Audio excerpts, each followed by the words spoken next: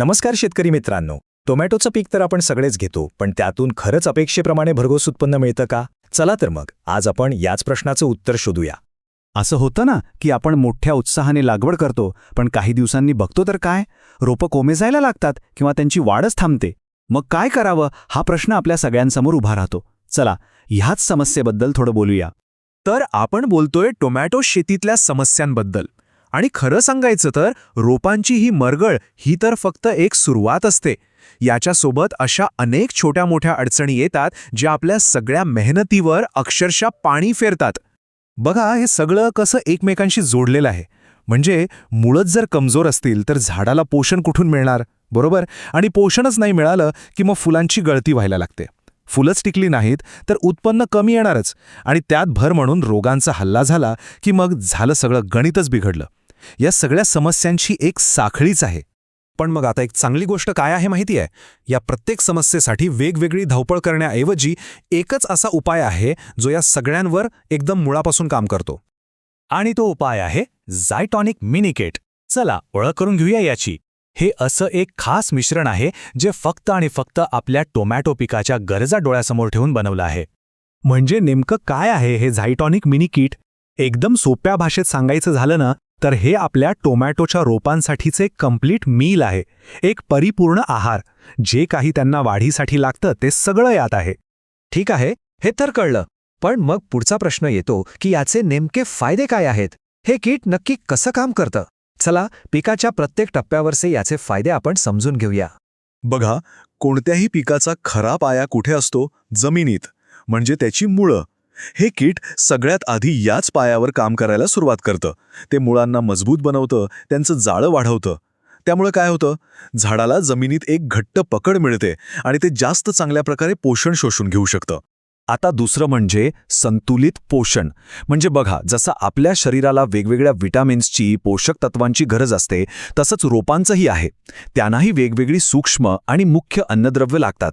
हे किट बरोबर तेच काम करतं. रोपांना एक बॅलन्स डाएट देतं आणि मग साहजिकच त्यांची वाढ एकदम जोमदार होते.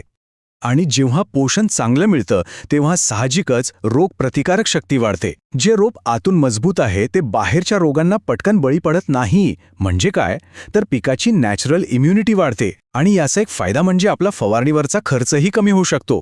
आणि एक जबरदस्त फायदा अजून आहे, तो म्हणजे हे किट फक्त रोपावर नाही तर आपल्या जमिनीवर सुद्धा काम करतं.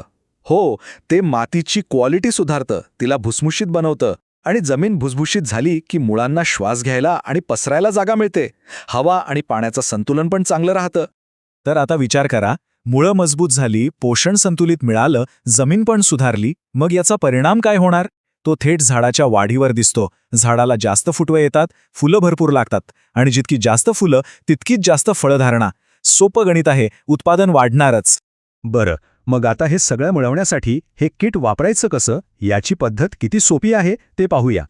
प्रमाण लक्षात ठेवायला अगदी सोपं आहे. एका एकरासाठी फक्त 8 किलो. हो, फक्त 8 किलो. हे प्रमाण व्यवस्थित पाळणं महत्वाचं आहे.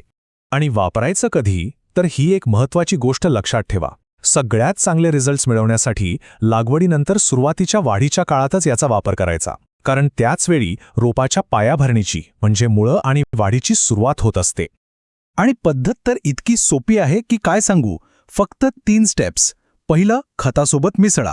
दुसरं, शेतात सगळीकडे सारखं पसरा. आणि तिसरं, मग पाणी द्या. झालं.